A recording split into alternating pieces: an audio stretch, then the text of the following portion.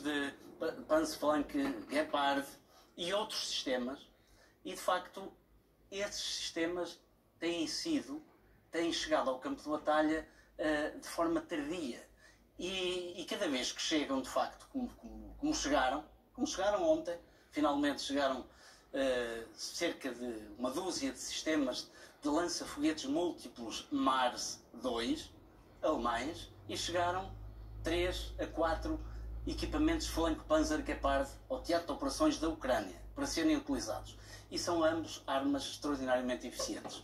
O primeiro deles, muito parecido com o HIMARS americano, pode ser utilizado da mesma forma, com uma grande diferença: é que o sistema Mars pode disparar 12 mísseis ou 12 foguetes de uma vez, e a cada 60 segundos. É de carregamento automático. Portanto, é uma arma que faz realmente a diferença.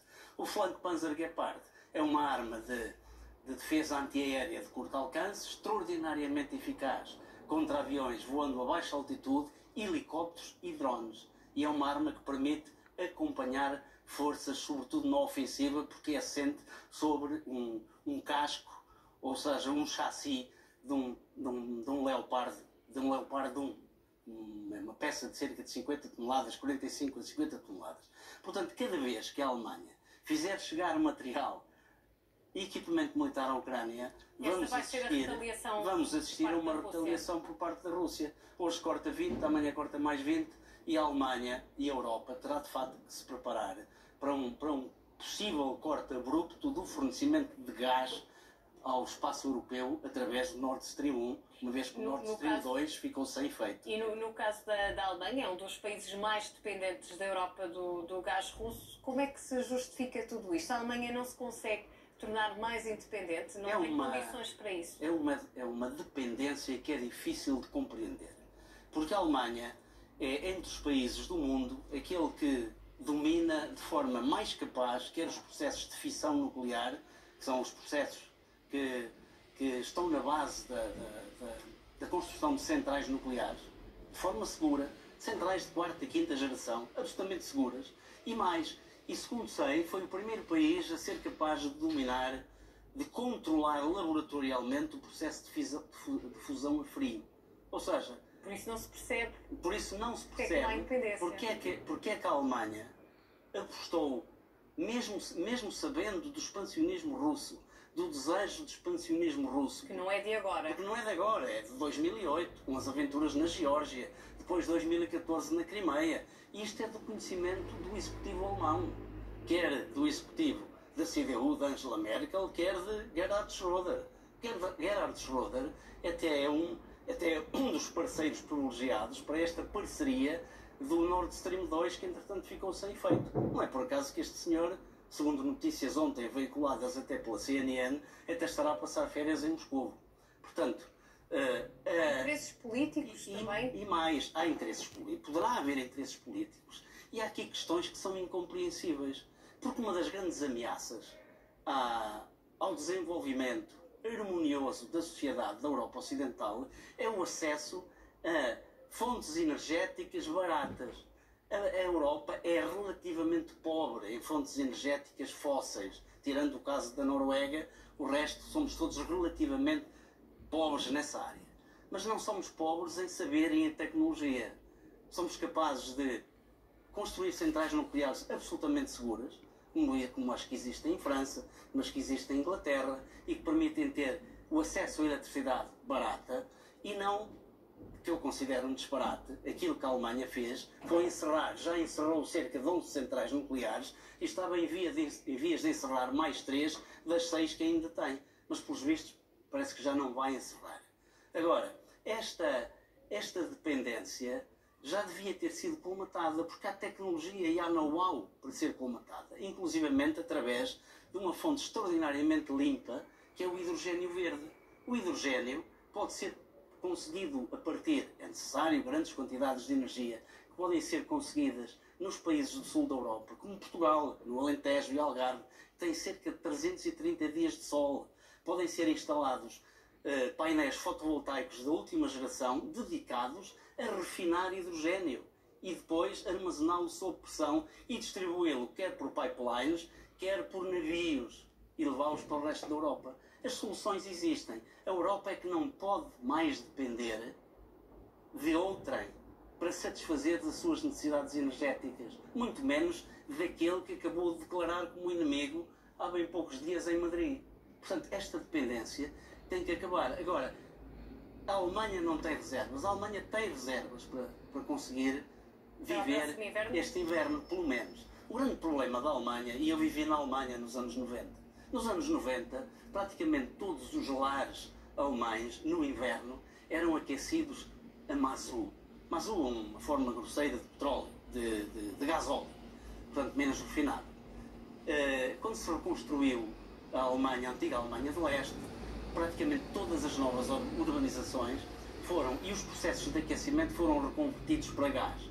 E foram reconvertidos para gás porque o gás da Rússia era mais barato e porque o gás polui cerca de menos 1/3 do que o gasóleo. Portanto, mas continua a ser bastante poluente. E este é um grande problema que nós temos que enfrentar no futuro. As alterações climáticas não são uma panaceia, são uma realidade. E a Europa e a Alemanha, sendo um dos países tecnologicamente mais evoluídos, porque esta aposta no controle da fusão a frio é uma aposta dos anos 90, assim como a aposta na tecnologia genética. São as duas grandes apostas científicas, tecnológicas e estratégicas da Alemanha. Por isso é que a Alemanha apareceu, quando agora apareceu o Covid, foi um dos países onde apareceram as vacinas mais avançadas, na Alemanha e nos Estados Unidos. E também é na Alemanha que melhor se domina aquele que é o processo de fusão a frio, que pode ser no futuro uma fonte inesgotável de energia e barata. Mas até lá temos o hidrogênio em cima da mesa e temos que diversificar as fontes de energia. E a Alemanha tem outro problema. Ainda depende muito dos gasodutos, e mesmo a questão do gás liquefeito não tem os seus portos suficientemente preparados para receber gás liquefeito transportado de navios. Portanto, até aí se descuidou. Não se deveria ter descuidado, porque no momento em que há a percepção de que da Rússia o problema não é o comunismo, o problema não é a União Soviética, o problema é a Rússia.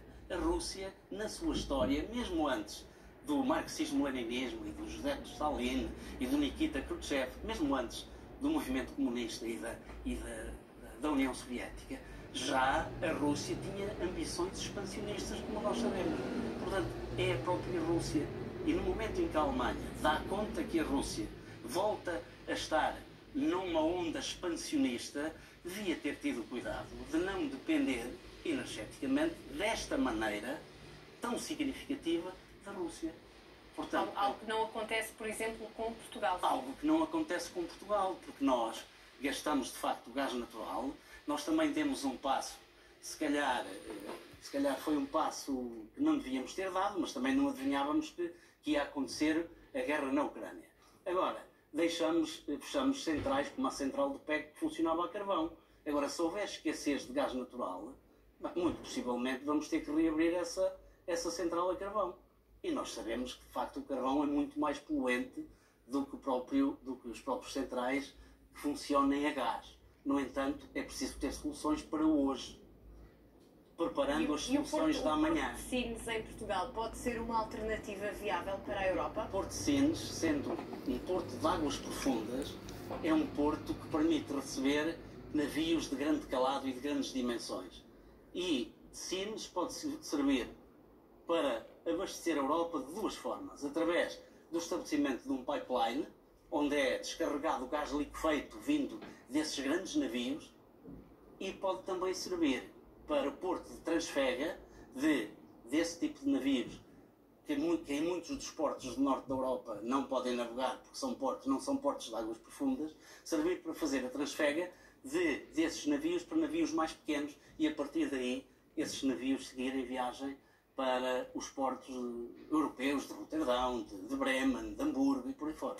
Portanto, pode perfeitamente ser um porto estratégico no futuro para a distribuição de gás vindo de outras paragens do mundo, liquefeito. Nós já iremos continuar a conversa, Major General. Para já recordarmos precisamente o que disse Duarte Cordá, refere que ainda é urgente que Portugal faça parte de uma solução para abastecer gás natural aos países do norte da Alemanha, como é então o caso da Alemanha, bastante dependente da Rússia.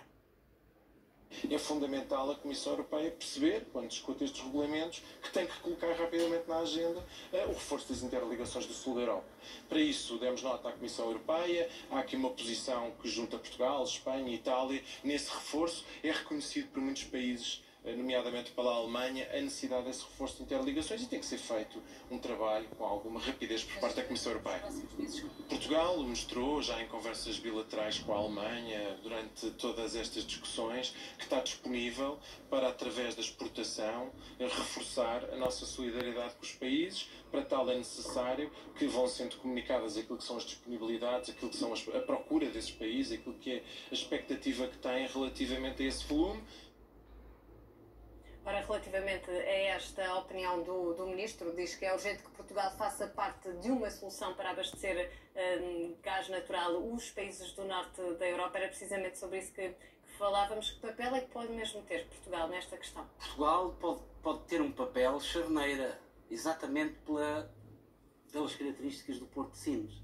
Portanto, através da construção de um pipeline que ligue à Europa ou através da transferga para navios de mais pequeno porte que possam ser utilizados nos portos do Mar do Norte, que muitos deles não são portos de águas profundas, como é o Porto de Sines. Mas Portugal pode e deve fazer parte da solução do presente, mas também pode e deve fazer parte das soluções do futuro.